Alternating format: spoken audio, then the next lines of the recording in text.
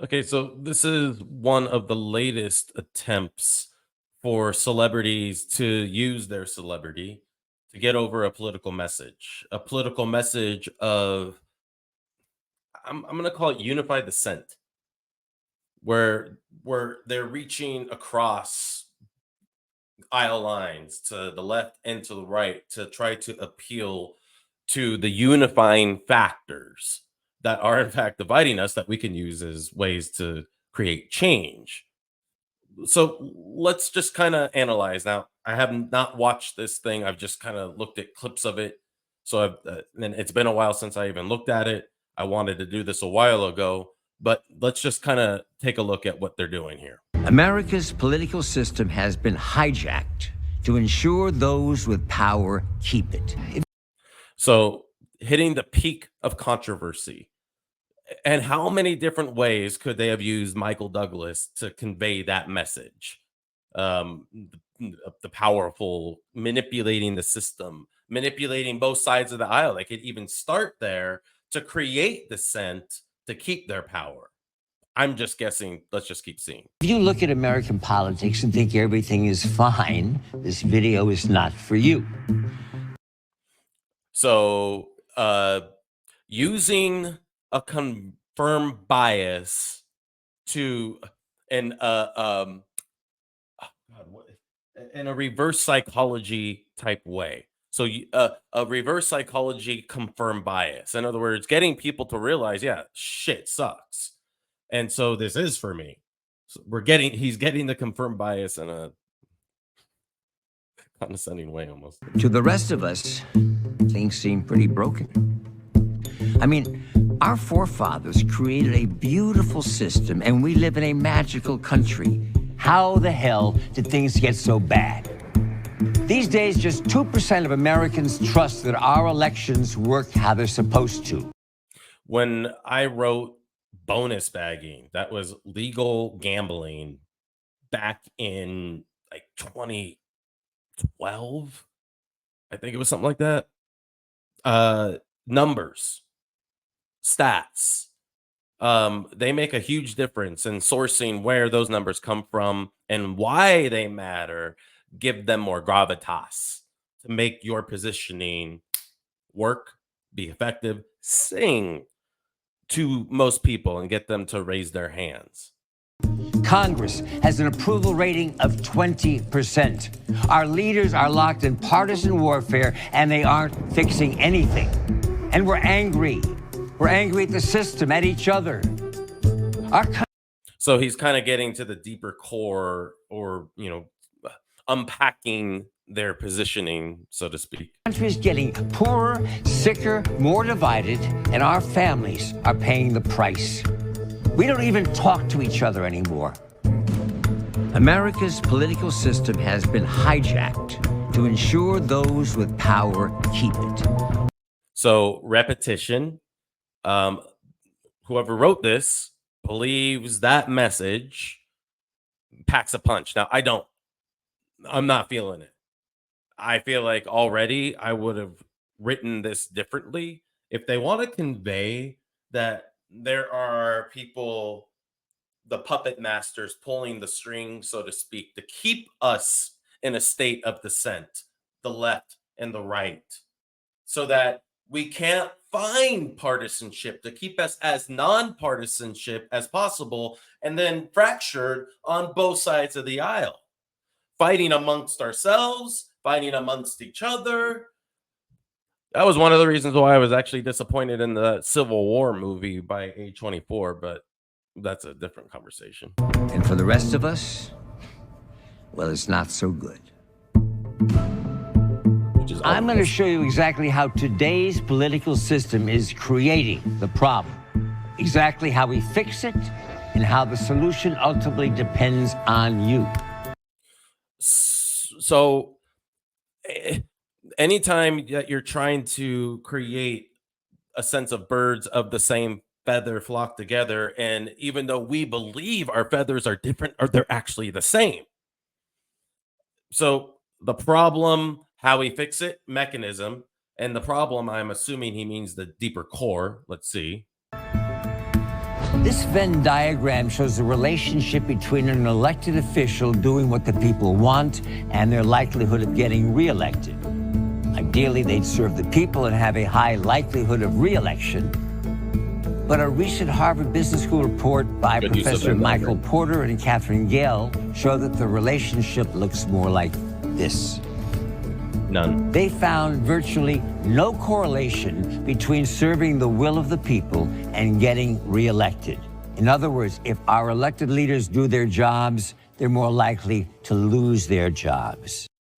Using numbers, visuals to get over the deeper core. So yeah, he's trying to hit that deeper core. The deeper problem is if the people that you elect do their job, they're less likely to get elected. And what do career politicians want? Re-election. How is that possible? They shouldn't. They should The occupy report the same blames time it on space. two privately held, gain-seeking organizations, America's two major political parties. In 2019, both major parties publicly threatened to blacklist candidates and contractors. By the way, who are they? He hasn't defined that. The people, is it the media? Who's controlling the media? There's so much more meat on the bone to create that good guy, bad guy element that's so archetypal with who we are as human beings. And it's such a real thing that not only is there left and right dissent, but there's within the left dissent, within the right dissent. Yeah, I used to identify as a liberal Democrat. I can't stand liberal Democrats anymore. I don't identify with them at all. I don't identify with the right. I don't identify with any of them. So this message should reach me a lot more, and it's failing to on so many levels because it's leaving so much emotion and uh, uh, framing consequence to the story, a bad guy, so that I know who I'm and who I am, who I'm rooting for, and who I'm rooting against, who I'm booing. Contractors who veered from the party lines. They control the money, the debates, the primaries. They even draw their own voting districts. A full 61% of Americans want another option. But any third party or independent who runs is seen as a spoiler. So It's always, I remember Dennis Kucinich, Ralph Nader. These were third party candidates that ended up helping the Republican side win, and the Democrats fighting on the liberal side. Oh, we should be unified. We should be supporting one person, not fracturing, and having an independent third party. Whatever the third party is, the Green Party, or whatever. Not Ralph Nader, Ross Perot. Remember Ross Perot? Oh my God. Look up Dana Carvey doing Ross Perot. Year after year, we choose between the lesser of two evils, Democrats, Republicans, Democrats. In any other environment, a new competitor would swoop in to better serve their constituency. You hate your cable company? Here comes streaming. But the two parties have rigged the system to block competition. But it gets worse. In 86% of House races, we now know which party will win the general election before it even starts. That means all of the competition is in the primaries, where as few as 14% of voters participate. And primary voters tend to be more partisan than those who vote in the general election. So the most partisan candidates win the primary. They're virtually guaranteed to win the general, so you can guess what happens next. Over time, the parties move further and further apart. This graphic shows members of Congress who worked with the other party to pass a law in 1953. The gray lines represent their collaboration. The more lines you see, the more times they crossed party lines to pass a law. This is how it looked in 67, in 81. Look what happened in 1995. And I was around in the 90s. I'm an 80s, 90s kid. In the 90s, I remember it as like the last bastion. I was aware, the last bastion of like Newt Gingrich and Bill Clinton locking themselves in a room and finding some way to reach agreement, partisanship. And it was even talked about then as kind of being a lost art. I remember, I think it was CNN Crossfire. Um, they were talking, we're losing the ability to talk to each other. We should have paid attention back then. By 2011, it represents where we are today. Hardliners are rewarded. Collaboration is vilified. Congress is so gridlocked they can't even pass the most. And he didn't say why. Collaboration is vilified. Why? By who? Again, he said the left and right have cornered the market. So are we behind the scenes? Are politicians trying to filibust or trying to create monopolize the markets and filibust good ideas to keep their careers going because doing good by us doesn't actually get them reelected? Tell us how and why. Give me more specificity, because the generalities and talking about things in a broad sense, but and only grounding down the broad information, but not getting truly specific. Like what? Like what specifically? Give me financial, sexual, since that's such a big talking point, reasons, citations that this is where we're so off, and where our collaboration is demonized, and who the good guy bad guy is, and why it's happening in the first place. How does this deeper core cause these things, and who's causing the deeper core? Basic laws to improve the lives of everyday Americans. For the first time since the Great Depression, life expectancy in the U.S. is actually going down while it goes up in the rest of the world. We were once ranked top in the world for education. We've fallen to 27th. We can't afford life-saving prescriptions, and medical bills are forcing families into bankruptcy. Almost half of American families can't even afford basic necessities like rent and food. What I want to know is, how do we fix it?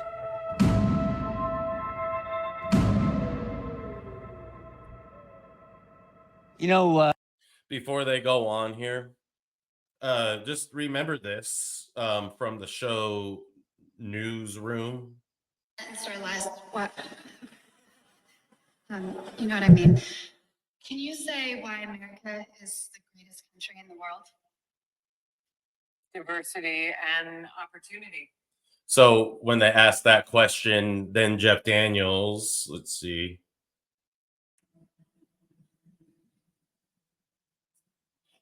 Well, our Constitution is a masterpiece. James Madison was a genius. The Declaration of Independence is, for me, the single greatest piece of American writing.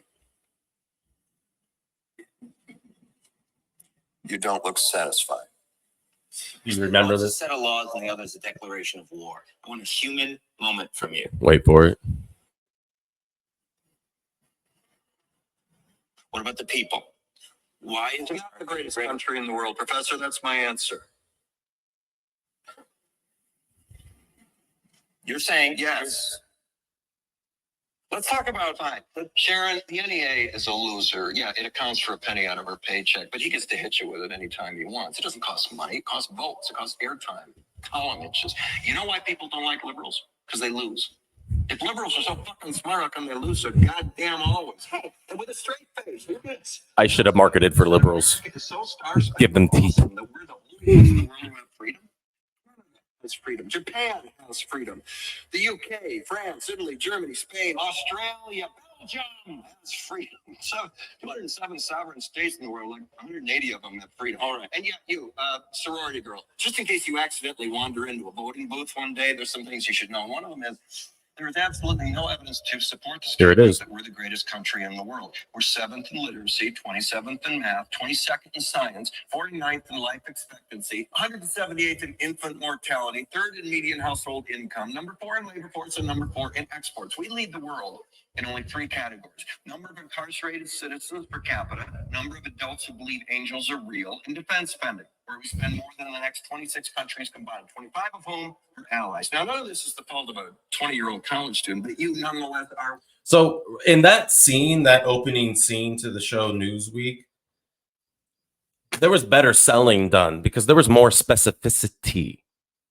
The numbers had impact. And okay, so whether I'm left or right, these are not good numbers, and these are numbers that we're not necessarily even blaming partisanship left or right. This is a Republican problem. This is a Democrat problem.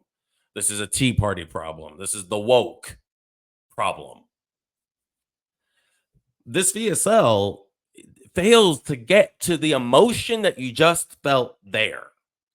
And while I stop it there, the end of it actually packs a punch too, because it's like this. Cultivated the world's greatest artists and the world's greatest economy. We reached for the stars, acted like men. We aspired to intelligence. We didn't belittle it. It didn't make us feel inferior. We didn't identify ourselves by who we voted for in the last election, and we didn't scare so easy. Yeah, true. We were able to be all these things and do all these things because we were informed by great men who were revered. First step to solving any problem is recognizing there is one. Okay, well, hold on. America is not the greatest country in the world anymore.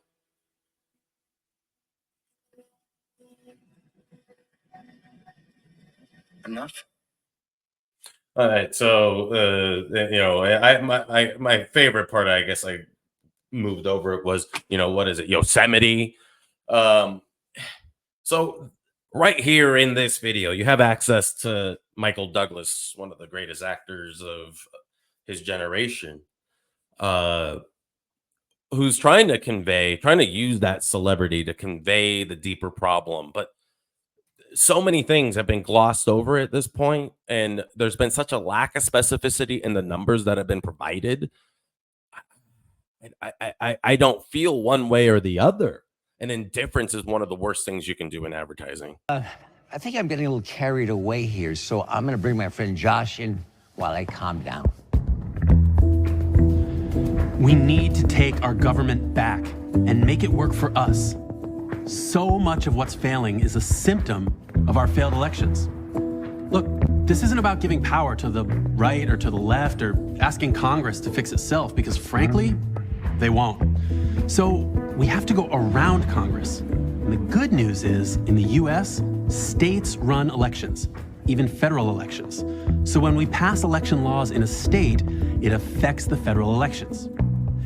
So what they're doing is, instead of looking at it from a federal, a state, or even a county, city, town perspective, that the more local you get, the more power you have to influence the federal.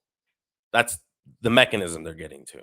And get this, a Bloomberg News study showed that throughout American history, passing state laws has been the key to creating massive federal change. And the law we need to pass? It's called the American Anti-Corruption Act. It fixes the system so government can work for you and your family. So now that I've gotten to the problem and they've given us a preview of the mechanism, I still don't feel anything. By now, I should be seeing the potential, the possibilities of what this means and how it can create real change quickly, or at least sustainably. But I don't know how, and I really, it's like they told me, but I still don't know what that means, because they haven't grounded it down into specificity. They haven't related to me, made me self-identify in a raw, real, authentic way. And with all the time, energy, money, writers put onto this, people producing it, all the creative minds, I'm sitting here, and these are real things that should have been fixed before this thing was put out, because we could have made this thing way more effective. Not just a handful of special interests and political insiders. Here's how it works. We have independent commissions draw voting districts. We make it illegal for lobbyists. Just like I showed you in that Jeff Daniels clip, afraid to say, speak. We're so sensitive. We scare easy. They're afraid of saying something to create partisanship. They're trying to create bipartisanship. And trying to avoid triggering partisanship, they're saying nothing. So by being afraid, they're not really saying what needs to be said because they're afraid to say it. When it can be said, well, that's why copywriting exists. To donate to politicians. We give every voter a $100 tax credit that they can use to support the candidate of their choice. We put reasonable term limits on elected officials. We implement ranked choice voting to allow independents and third parties to run without spoiling elections.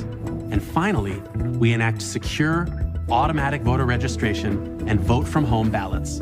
So now. So I after saying that, I still don't see how that's creating partisanship, bipartisanship. How we're getting along. I don't see how that's making us get along. Because I've been saying shit wrong. How is that making us get along? How is that making us agree on stuff? Because I mean, some good ideas, but there's lots of good ideas. In terms of execution and what that means in real life and how it's relatable to people who mirror neuron with the right and people who mirror neuron with the left and people who mirror neuron somewhere in the middle. This isn't there. Now you've got more people voting and it's easier to vote. This is common sense stuff. No, it's It not. creates a Congress that's more responsive to the people and can finally get stuff done. Look, we've pulled this law. Not true. You told us that getting stuff done was not in the best interest of the people who are elected to get reelected. That hasn't been fixed in this corruption bill. You're not really telling me how and why and how it makes us get along all of a sudden, how we suddenly agree on these things. And it's incredibly popular across party lines. All The offer itself needs work in order to have superior positioning. we have to do is pass them in Should have had me write the bill. states across the country. How do we do that? Aha! Thank you, Josh. That brings us to this simple pie chart. It shows the percentage of a population required to create. By the way, that exchange there and having that other dude who I don't remember his name, don't know who it is, didn't help. Real and lasting change. Researchers looked at movements from all over the world and found that when 3.5% of a population actively engages in fighting for change, they win every single time. In America, 3.5% is 11 million people, and it needs to be conservatives, progressives, and independents together. America is roughly divided into thirds. How? That means no one group has the power to do it alone. If it was so easy, we And would have here's done the that, best Michael. part. Millions are already involved in the movement, and together, they've already racked up more than 100 victories in cities and states across America. But we need millions more, and that's why I'm talking to you. What? How? Here's what I need you to do right now. How are they creating Go to unity? represent.us and sign up to be part of the next How anti-corruption did they victory in your anti-demonize state. collaboration? There are already people near you fighting, and they need your help. Are they If that's not for you, Republicans, then join the Commonwealth. How are they? A community of people giving How are whatever they in amount they agreement can and every working month together? to support local anti-corruption campaigns. Every single dollar goes to the front lines of the fight, not to overhead or organization. Not to piss on this too much, but this sounds like left politics executed by leftist thinking. If they want to create unity, you have to actually involve everybody. Has to be demonstrated. Expenses. All I'm asking is that everyone who watches this video needs to do something. That you do something. Because you can be damn sure if you do nothing, nothing is going to That change. doesn't help. I'm here to tell you that your voice does matter. How? You haven't Join told me us. how. You haven't given me the specificity. You ended this thing, and you haven't given me the specificity in the offer that's creating this unity between the left and the right, that's bridging the gap, bridging the aisle. What exactly is the offer? Okay, so getting local makes a difference. But how does that unite left and right locally? Because left and right local politics are still as equally divisive at the local level as it is on a federal level. So the offer is broken. What are we buying? What are we voting for? How is it creating this unity? How is it preventing this and fixing this corruption that you haven't clearly defined and giving me a clear bad guy that's causing all of this? So many gaps in this VSL, and the best part about it is it's called do Celebrity VSLs Work because the best thing about it is the celebrity factor. Well, the celebrity factor does not make up for everything else they did horribly wrong. What's your opinion? Let me know.